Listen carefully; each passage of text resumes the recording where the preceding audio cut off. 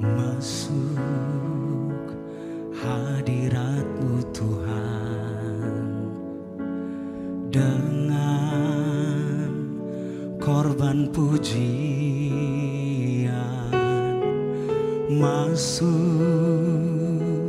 hadirat-Mu Tuhan, berhiaskan kekudus di hadapan hadirat-Mu Tuhan.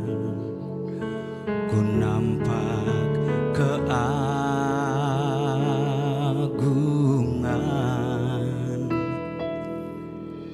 Yesus, ku sembah Kau, sujud di hadapan-Mu. Keinginan dalam hidupku hanya untuk menyembah-Mu.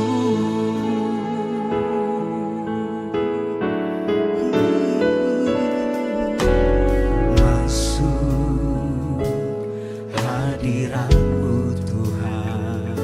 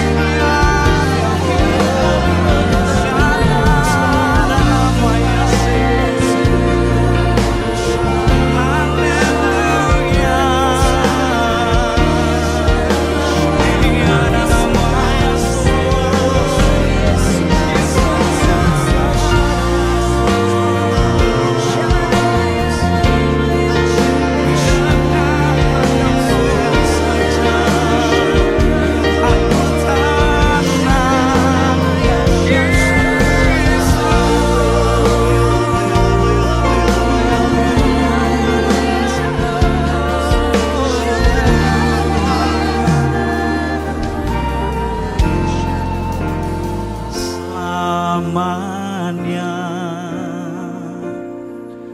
Ku puji, ku sembah Yesus selamanya. Ku sanjung namamu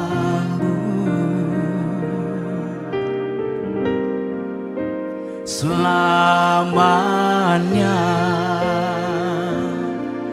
Tekadku senangkan Engkau selamanya. Kaulah segalanya.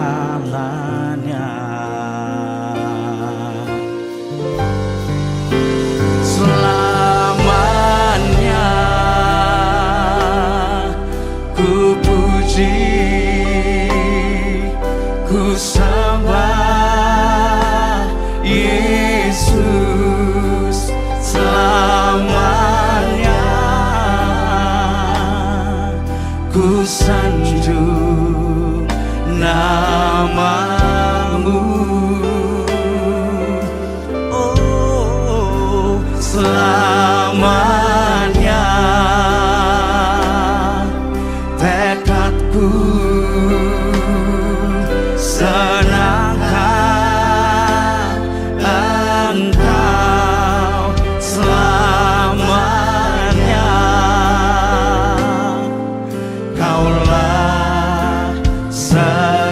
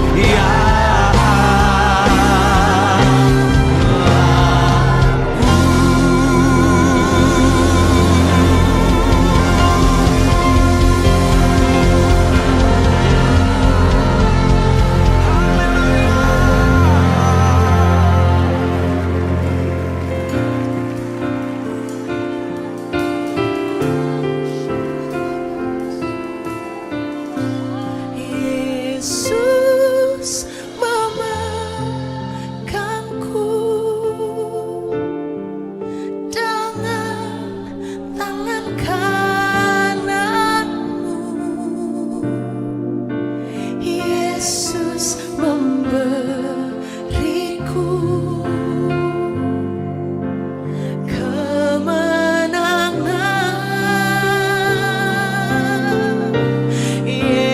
Yesus memegangku dengan tangan kananmu. Yesus memberiku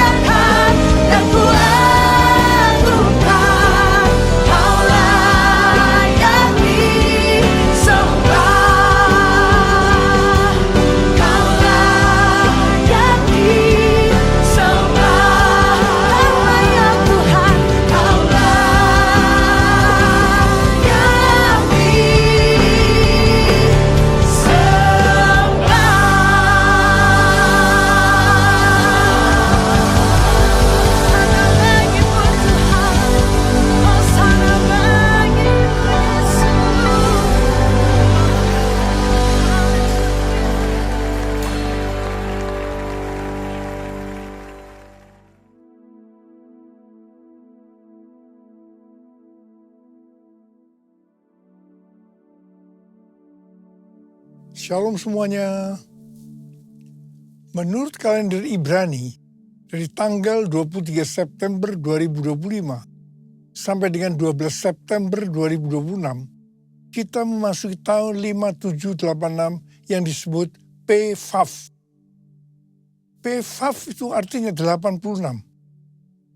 Angka 80 menggambarkan mulut. Huruf FAF mewakili angka 6. Huruf FAF memiliki bentuk seperti paku atau kait penghubung. Dalam Alkitab, huruf FAF sering dipakai dalam kata penghubung dan. Seperti yang terdapat dalam Kejadian 1 ayat 1. Pada mulanya Allah menciptakan langit dan bumi. Jadi huruf FAF ini menggambarkan terhubungnya Allah dan umat manusia dalam sebuah perjanjian, covenant. Saya percaya sebagai umat perjanjian, hari-hari ini kita harus semakin terhubung dengan Allah, makin intim dengan Dia. Angka 6 berbicara tentang manusia, karena Tuhan menciptakan manusia pada hari ke-6. Kejadian 1 ayat 26 sampai 31. Jadi angka 6 seperti menggambarkan upaya atau kekuatan manusia. Saya percaya melalui pengertian tahun 5786 atau PFAF, Tuhan menuntun kita untuk sampai kepada penyelesaian amanat agung 2033. Saya akan mengingatkan bahwa goal kita menjadi orang percaya sesuai dengan Roma 8 ayat 29 adalah menjadi serupa dengan gambar Yesus. Artinya kita harus menjadi murid Tuhan Yesus. Sesuai dengan 1 Yohanes 2 ayat 6. Siapa yang mengatakan bahwa ia tinggal di dalam Dia, ia wajib hidup sama seperti Kristus telah hidup. Kalau kita hidup sama seperti Kristus telah hidup, maka kita akan menjadi serupa dengan gambarnya, yaitu murid Tuhan Yesus. Tugas utama kita sebagai murid Tuhan Yesus tanpa melihat profesi kita sesuai dengan Matius 28 ayat 19 dan 20 adalah menjadikan semua bangsa murid Tuhan Yesus yang artinya menyelesaikan amanat agung. Salah satu jawaban Tuhan Yesus ketika ditanya oleh murid-muridnya tentang tanda kedatangannya dan tanda akhir zaman terdapat dalam Matius 24 ayat 14 yang berkata, dan Injil kerajaan ini akan diberitakan di seluruh dunia menjadi kesaksian bagi semua bangsa. Sesudah itu barulah tiba kesudahannya. Dengan perkataan lain dikatakan bahwa kalau amanat agung sudah selesai, maka sesudah itu Tuhan Yesus datang. Kata sesudah itu artinya tidak ada yang tahu kapan.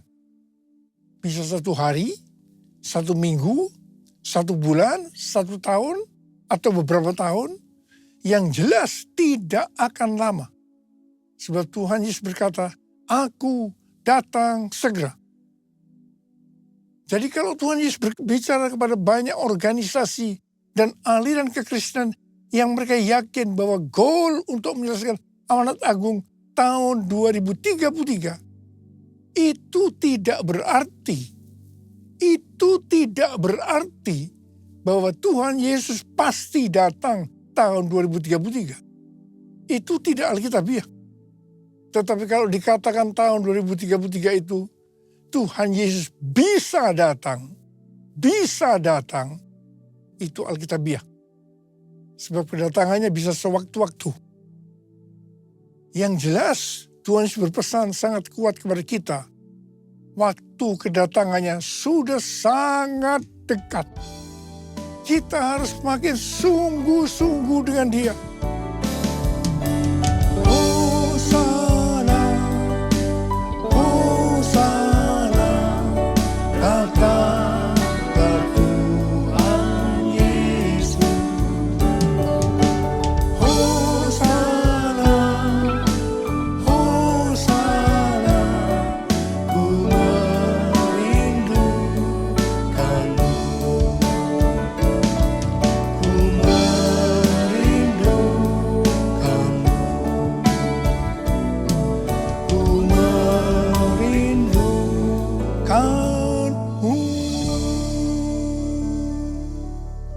sampai tahun 2033, Tuhan Yesus terus menuntun kita melalui tahun 5786 atau PFAF. Tuhan berpesan kepada kita untuk yang pertama, perhatikan mulut. Angka 80 menggambarkan mulut. Memasuki PFAF atau 86, kembali Tuhan mengingatkan tentang mulut. Mulut harus dipakai untuk lebih banyak memperkatakan hal-hal surgawi ketimbang tentang hal-hal duniawi. Mulut kita harus dipakai untuk memuliakan Tuhan, menjauh dari segala kejahatan, dan saling membangun. Efesus 4 ayat 29 berkata, janganlah perkataan kotor keluar dari mulutmu, tetapi pakailah perkataan yang baik untuk membangun, di mana perlu, supaya mereka yang mendengarnya beroleh anugerah. Tuhan Yesus berkata dalam Matius 12 ayat 36 dan 37. Aku berkata kepadamu, setiap kata gegabah yang diucapkan orang akan dipertanggungjawabkannya pada hari penghakiman. Sebab menurut ucapanmu engkau akan dibenarkan, dan menurut ucapanmu pula engkau akan dihukum. Saya ingatkan bahwa kita harus berhati-hati dengan mulut kita. Juga dengan apa yang kita ketik. Apakah itu hoax atau ujian kebencian, supaya jangan kita dihukum. Tuhan Yesus mengingatkan dalam Yohanes 8 ayat 43 dan 44. Supaya jangan berdusta. Iblis adalah pendusta. Dan bapa dari segala dusta.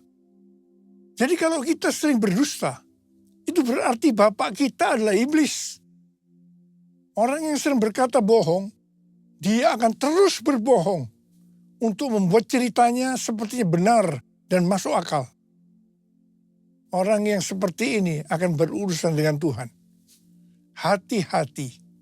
Saya berdoa agar kita menanggalkan dusta. Supaya kita hidupnya berkenan kepada Tuhan. Hal ini juga sesuai dengan Mazmur 34 ayat 13 sampai dengan 15. Siapa di antaramu yang mencintai hidup dan mendambakan hari-hari penuh kebahagiaan? Jagalah lidahmu dari yang jahat dan bibirmu dari ucapan yang menipu. Jauhilah yang jahat dan lakukanlah yang baik. Carilah perdamaian dan raihlah dia. Ada kalanya Tuhan menghendaki agar kita berdiam diri. Berpuasa berbicara sebagai tindakan penguasaan diri. Ini juga adalah bagian dari strategi peperangan rohani. Ingat waktu bangsa Israel menghancurkan tembok Yerikho. Saya akan mengajak kita semua berjanji di depan Tuhan untuk memakai mulut kita untuk kemuliaan Tuhan. Mulutku penuh dengan pujian kepadamu ya Yesus Tuhan.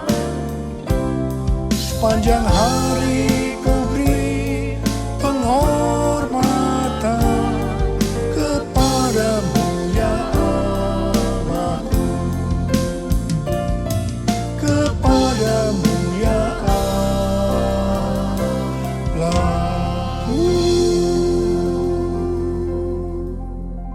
Huruf Vav yang mewakili angka 6 memiliki bentuk seperti paku atau kait penghubung. Huruf Vav ini menggambarkan terhubungnya Allah dengan umat manusia melalui Tuhan Yesus Kristus. Jadi supaya manusia terhubung dengan Allah, artinya manusia mendapatkan keselamatan, Tuhan Yesus harus mati dengan penderitaan yang luar biasa. Betapa baiknya Tuhan Yesus. 1 Korintus 6 ayat 19 dan 20 berkata, atau tidak tahukah kamu bahwa tubuh kamu semua adalah bait Roh Kudus yang tinggal di dalam kamu, roh yang kamu peroleh dari Allah, dan bahwa kamu bukan milik kamu sendiri, sebab kamu telah dibeli dan harganya telah lunas dibayar. Karena itu muliakanlah Allah dengan tubuhmu. Keselamatan yang kita peroleh adalah karena kasih karunia Allah, bukan karena perbuatan baik kita yang kita responi dengan kita beriman kepadanya. Pada saat kita percaya kepada Tuhan Yesus sebagai Tuhan dan Juru Selamat kita, maka Roh Kudus masuk ke dalam hati kita. Harap diperhatikan, tubuh kita ini bukan milik kita sendiri. Tubuh ini miliknya Tuhan Yesus. Karena Tuhan Yesus telah membeli kita dari penguasa kita yang lama, yaitu iblis. Tuhan Yesus membeli kita dengan darahnya, dengan nyawanya, dan harganya telah lunas dibayar. Tuhan Yesus membeli kita dari Tuhan kita yang lama, dengan harga yang sangat mahal, yaitu dengan darahnya, nyawanya. Dan keselamatan yang Tuhan Yesus sediakan bagi kita diberikan secara cuma-cuma. Melalui kasih karunia, bukan karena perbuatan baik kita, asal kita beriman kepadanya. Menerima Yesus sebagai Tuhan dan Juru Selamat kita. Tuhan Yesus berpesan, muliakanlah Allah dengan tubuh. Jangan ada yang berkata, mulut-mulut saya sendiri, tangan-tangan saya sendiri, uang-uang saya sendiri. Saya bisa mempergunakan semua sesuai kemauan saya sendiri. Ini tidak benar. Sekali lagi saya mau katakan, tubuh ini bukan milik kita sendiri, tetapi miliknya Tuhan Yesus. Muliakanlah Allah dengan tubuh. It's all about you. It's all about you. It's all about you, Jesus. It's all about you. It's all about you. It's all about you, Jesus. Huruf Vav yang mewakili angka 6 berbicara juga tentang manusia. Karena Tuhan menciptakan manusia pada hari ke-6. Jadi angka 6 dapat menggambarkan upaya atau kekuatan manusia. Dalam Yakobus 4 ayat 6 dikatakan, Allah menentang orang yang congkak, tetapi memberi anugerah kepada orang yang rendah hati. Orang yang sombong atau congkak itu artinya orang yang tidak memiliki kasih. 1 Korintus 13 ayat 1 sampai 3 berkata, sekalipun kita dapat berbicara dalam semua bahasa manusia dan bahasa malaikat, sekalipun kita mempunyai karunia untuk bernubuat, sekalipun kita mengetahui segala rahasia dan memiliki seluruh pengetahuan, sekalipun kita memiliki iman yang sempurna untuk memindahkan gunung, sekalipun kita membagi-bagikan segala sesuatu yang ada pada kita, bahkan menyerahkan tubuh kita untuk dibakar, tetapi jika tidak memiliki kasih, kita sama sekali tidak berguna. Bukan rahasia lagi, kejatuhan kita termasuk hamba-hamba Tuhan dikarenakan kesombongan. Pada suatu hari, hamba Tuhan yang adalah rekan saya yang dipakai Tuhan datang kepada saya bercerita tentang penyakit yang dideritanya. Sudah berbulan-bulan dia mengalami tekanan dalam hidupnya.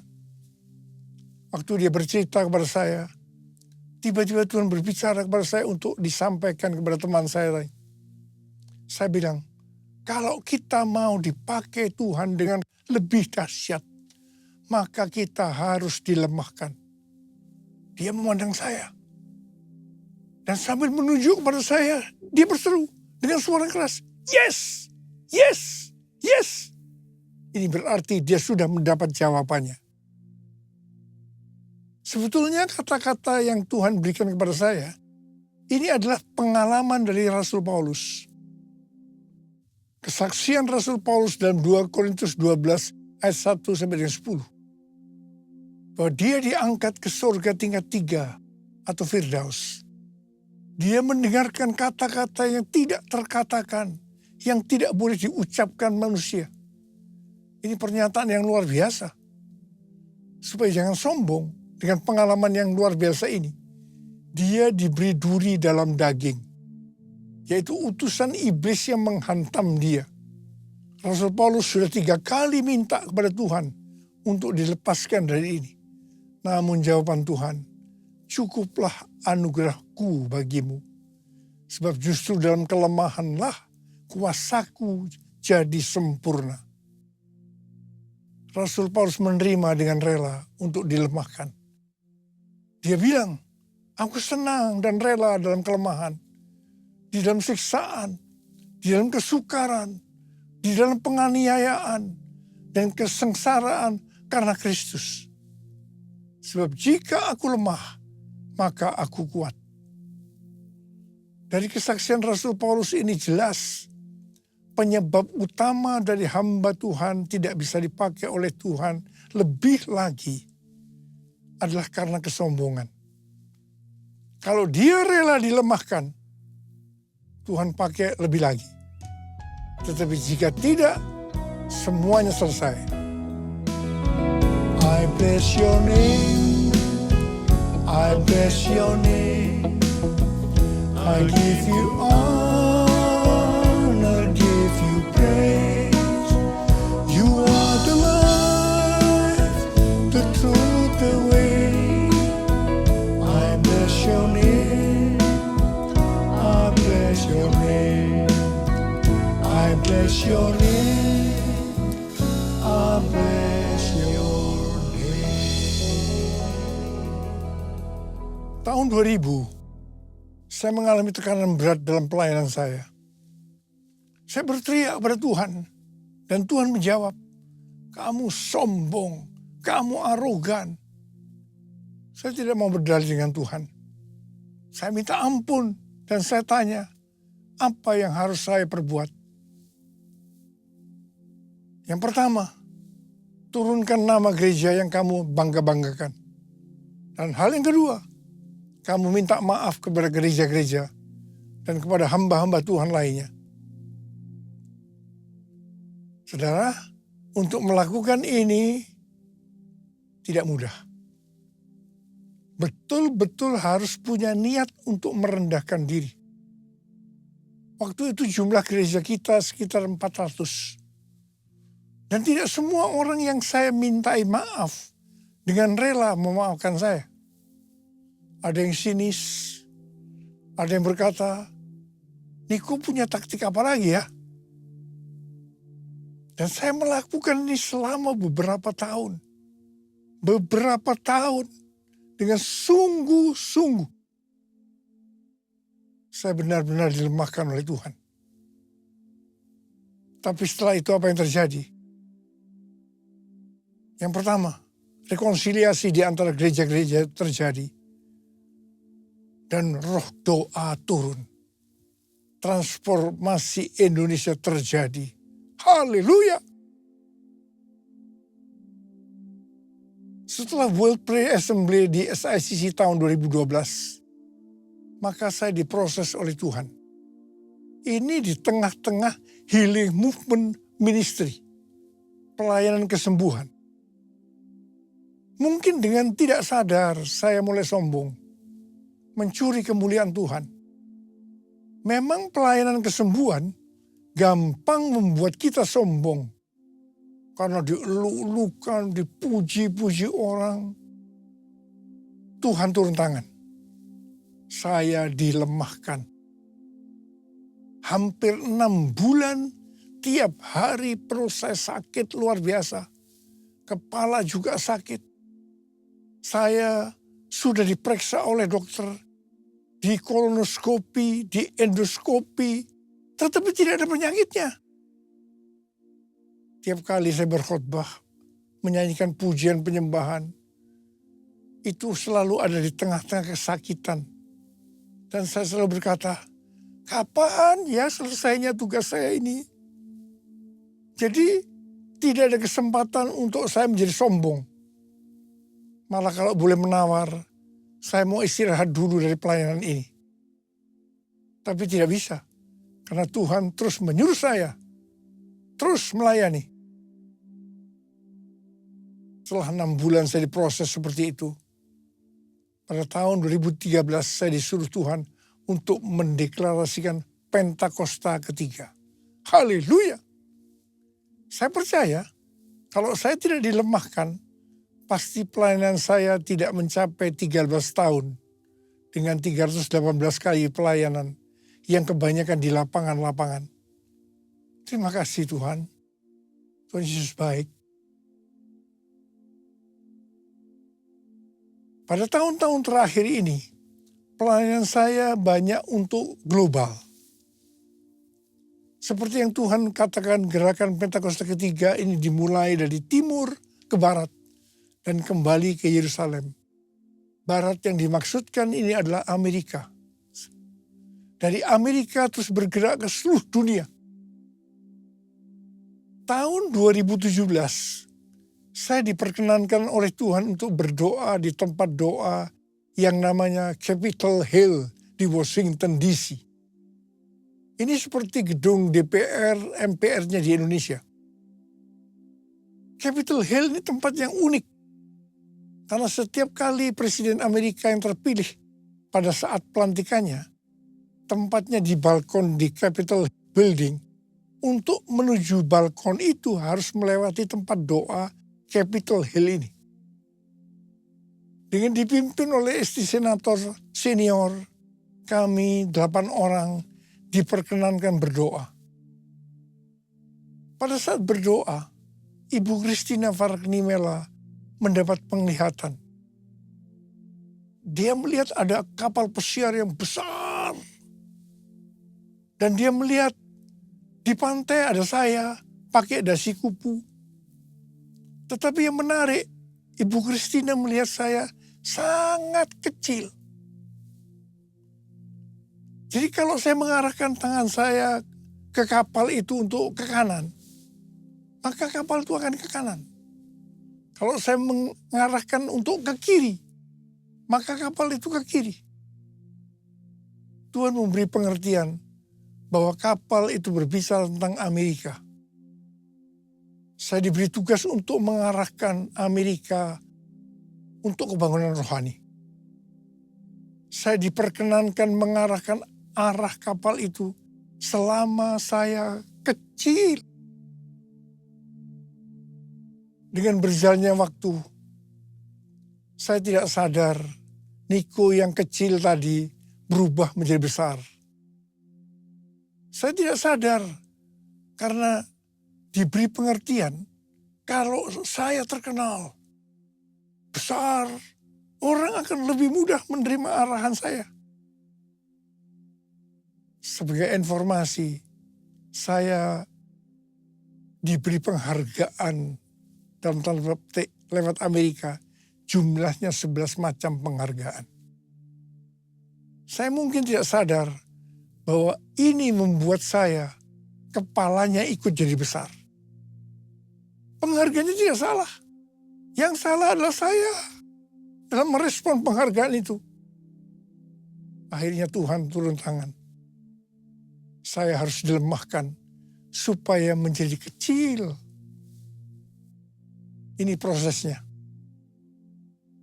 Hari Jumat tanggal 22 Agustus 2025, Ketua Umum dan Ketua 1 Church of God datang ke Sentul menemui saya, yang salah satunya mengingatkan saya harus hadir tanggal 23 September 2025 di Amerika untuk peresmian Church of God Niko Nyoto Raharjo Global Prayer Center. Saat itu kondisi saya sudah kurang baik. Hari Sabtu tanggal 23 Agustus 2025, saya lemas dan jatuh disebabkan karena NaCl atau garam natrium saya rendah.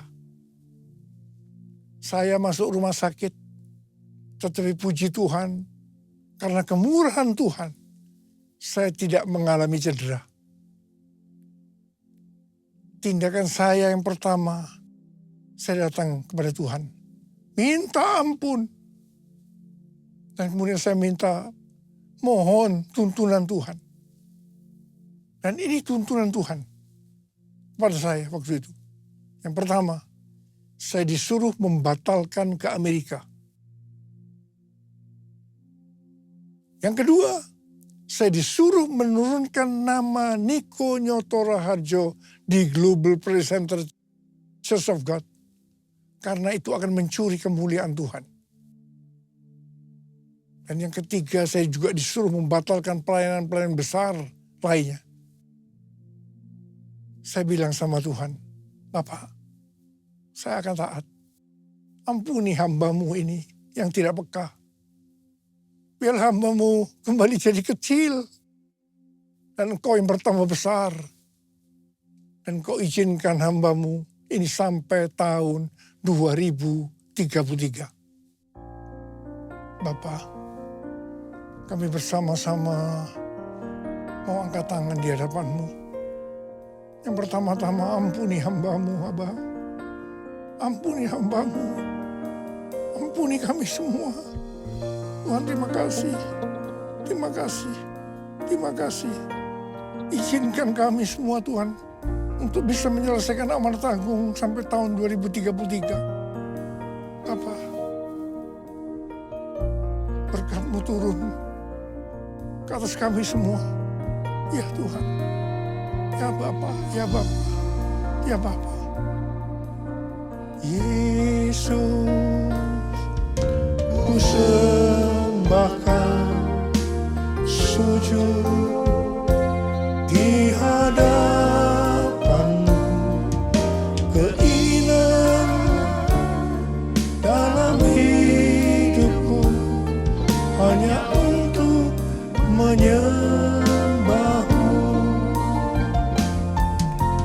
Yesus, ku sembahkan sujud di hadapan-Mu, keinginan dalam hidupku hanya untuk menyembah-Mu, hanya untuk menyembah-Mu.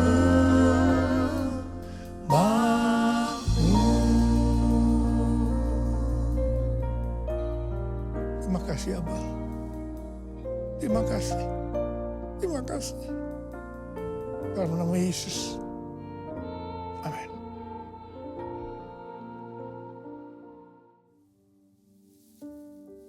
Kita akan masuk dalam perjamuan kudus. Kita akan mengingat ayat ini. Sebab setiap kali kamu makan roti ini dan minum cawan ini, kamu memberitakan kematian Tuhan sampai Ia datang. Perjamuan kudus adalah perjamuan Tuhan Yesus sendiri. Setiap kali kita masuk dalam perjamuan kudus, Tuhan Yesus selalu berkata, biarlah ini menjadi peringatan akan aku. Karena itu mari, arahkan hati kita kepada kebaikan Tuhan. Kita akan mengingat kebaikan Tuhan. Supaya kita lebih mengasihi Tuhan Yesus. Supaya kita lebih mengasihi satu dengan yang lain. Mari tundukkan kepala. Tuhan, siapakah kami ini sebelum kami mengenal Engkau? Kami semua orang berdosa. Upah dosa adalah maut, mati. Tapi Engkau yang tidak berdosa telah dijadikan dosa oleh karena kami. Kau harus turun dari sorga mulia. Mati ganti kami dengan penderitaan yang luar biasa. Sungguh kalau kau pikirkan betapa baiknya Engkau ya Abah. Itu Engkau ya Abah. Kau jadikan kami sebagai anak-anak-Mu. Kau tuntun, kau bela, kau tegur kalau kami salah. Kau ampuni kami ya Tuhan. Terima kasih buat semuanya. Terima kasih, terima kasih. Tuhan akan memberkati kita melalui perjamuan kudus. Tapi Tuhan mau kita makan dan minum dengan cara yang benar. Karena itu kita harus introspeksi. Mari lihat sekali lagi. Kita akan lihat keadaan diri kita masing-masing. Kalau ada dosa yang Tuhan ingat, kita langsung datang. Minta ampun. Minta ampun. Supaya diberkati oleh Tuhan. Ampuni kami Tuhan. Ampuni. Makasih Abah. Kami akan masuk dalam perjamuan kudus dengan hati yang penuh ucapan syukur. Dalam nama Yesus kami berdoa. Amin. Mari. Angkat roti di tangan kanan kita tinggi-tinggi. Sebab apa yang telah kuteruskan kepadamu telah aku terima dari Tuhan. Yaitu bahwa Tuhan Yesus pada malam waktu ia diserahkan mengambil roti. Dan sesudah itu ia mengucap syukur atasnya. Ia memecah-mecahkannya dan berkata, inilah tubuhku yang diserahkan bagi kamu. Perbuatlah ini menjadi peringatan akan aku. Saudara kasih Tuhan, bukankah roti yang kita pecah-pecahkan ini adalah persekutuan kita dengan tubuh Kristus? Mari kita makan dalam nama Yesus.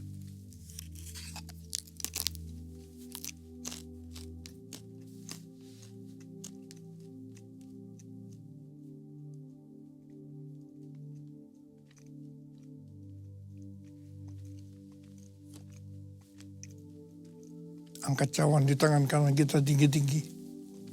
Demikian juga yang mengambil cawan sudah makan lalu berkata, cawan ini adalah perjanjian baru yang dimeteraikan oleh darahku. Perbuatlah ini setiap kali kamu meminumnya menjadi peringatan akan aku.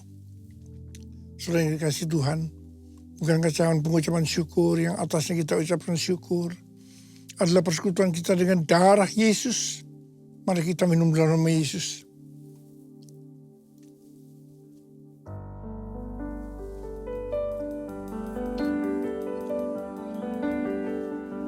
Ucapan syukur dan terima kasih dengan suara. Jangan diam. Tuhan terima kasih ya Tuhan.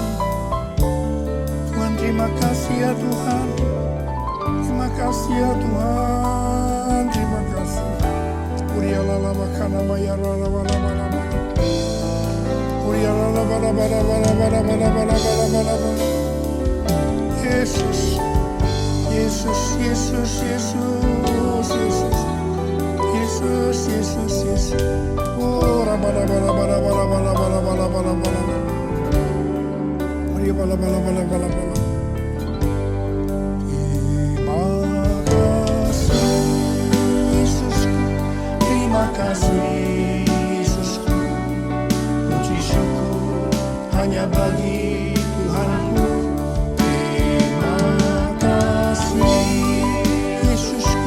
Terima kasih Yesusku, puji syukur hanya bagi Tuhanku.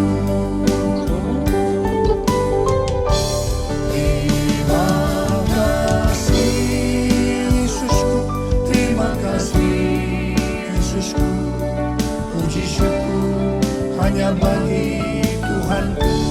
Terima kasih Yesusku, terima kasih Yesusku, puji syukur hanya bagi Tuhanku. Puji syukur hanya bagi Tuhanku.